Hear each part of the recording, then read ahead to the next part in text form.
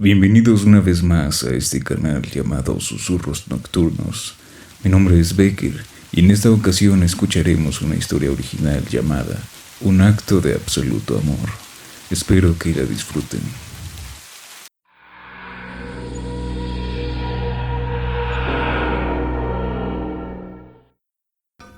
Rosario y Ángel siempre fueron jóvenes irresponsables.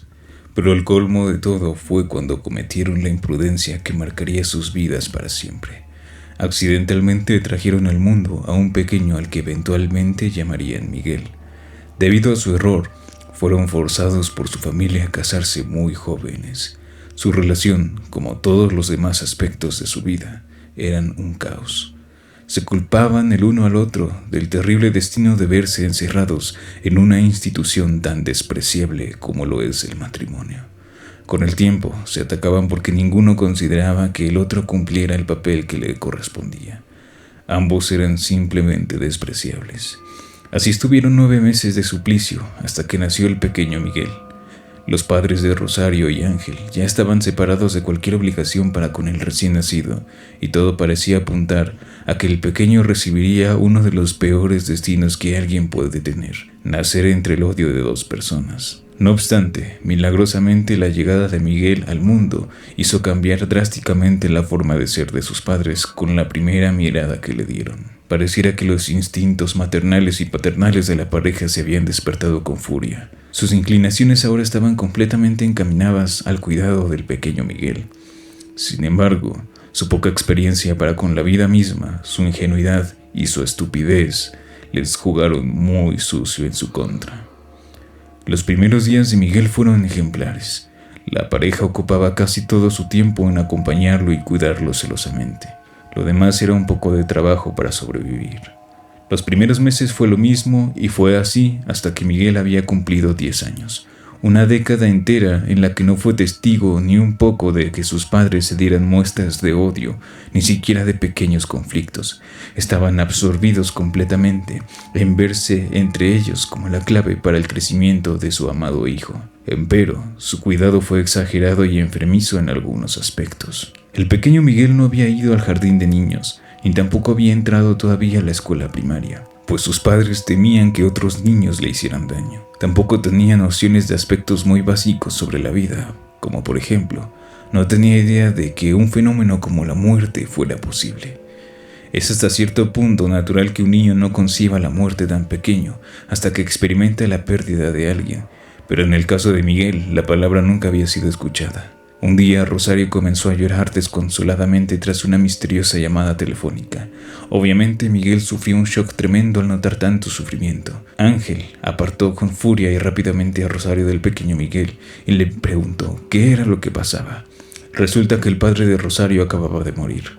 Ángel intentó calmarla, pero solo pudo cuando le recordó que ahora su vida giraba en torno a su pequeño. Rosario se calmó y fue rápidamente a abrazar a Miguel, pero este seguía en shock. Empeoró cuando su madre, con ternura, intentaba consolarlo, aún con su maquillaje corrido y las lágrimas frescas en su ropa. Pasaron 1000 cosas por la cabeza del niño, y como a todo ser humano de su naturaleza, la intuición le fue sincera. Él sabía que aquello que presenció no era una buena señal, por lo que ocupó cada oportunidad que tuvo para cuestionar sobre qué significaba que su madre hiciera eso. Por su lado, Rosario se avergonzaba cada vez que le era recordado su episodio de humanidad, e intentaba desviar el tema. En última instancia respondía a Miguel que no debía preocuparse de eso todavía.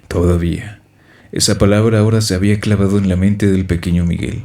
Cuando Ángel era cuestionado, sus palabras eran todavía más torpes, por lo que Miguel no tuvo otra alternativa que considerar que la inteligencia de su madre era supremamente mayor que la de su padre. Como la cultura lo dicta, como niño, Miguel había sido expuesto hasta cierto punto a las historias de superhéroes, aunque con la prudencial censura de sus padres, que seleccionaban viñetas e imágenes que mostraban tareas simples y nada de violencia, sufrimiento u otra cosa que creían podía distorsionar lo que concebían como esencia pura de Miguel. Por lo que en muchos momentos el pequeño se sintió como un superhéroe cuando ayudaba en la cocina a su madre o cuando fingía reparar algún lugar de la casa con su papá. Miguel siguió cuestionando a sus padres al respecto de lo que había pasado con su madre anteriormente, pero ahora con otro carácter.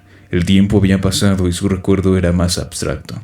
Lo que recordaba más que imágenes era la sensación que él había experimentado al ver el ataque de tristeza de su madre. Lo que Miguel sentía era un profundo y absoluto sufrimiento, uno que solo se resolvería si podía entenderlo, pero la estupidez de sus padres le negaba la solución de ese problema.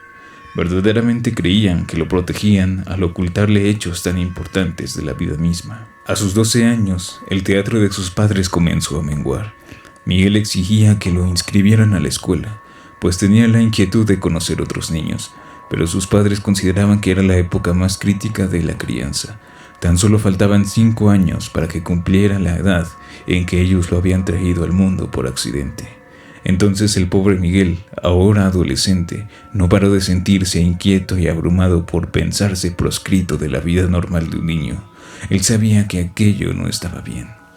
Un día, sin aviso, llegó la abuela de Miguel, la madre de Rosario, una vieja decrépita que se había vuelto al cristianismo tras la muerte de su esposo.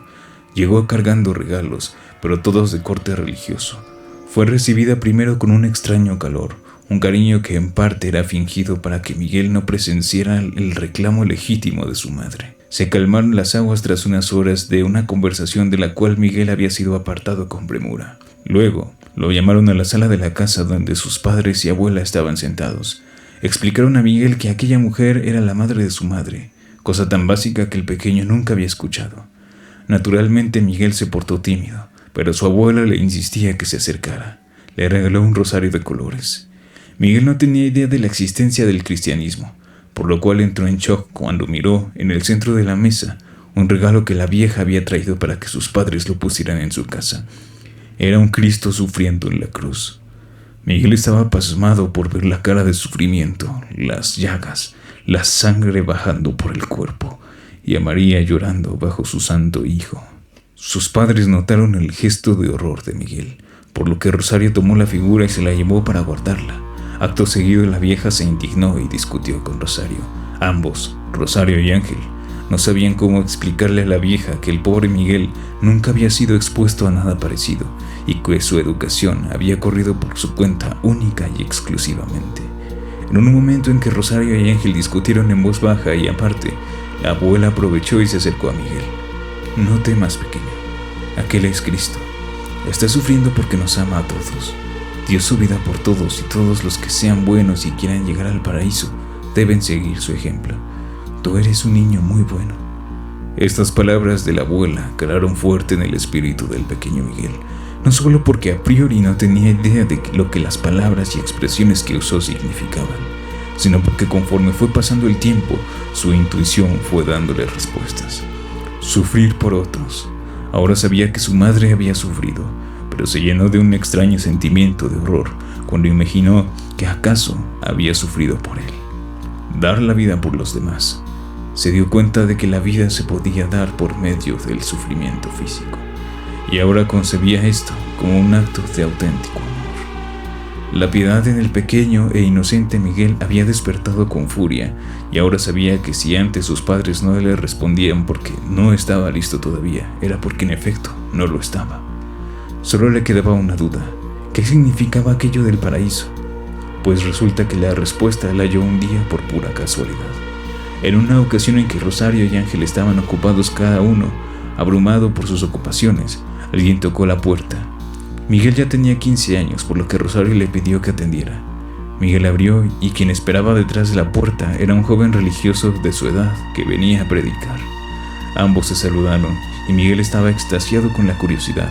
Sabía que aquella figura vestida con los símbolos de la bondad que había traído su abuela antes tenía un aspecto similar al suyo. Conversaron rápidamente y Miguel aprovechó para cuestionarlo sobre algunas cosas, sobre todo el concepto de paraíso.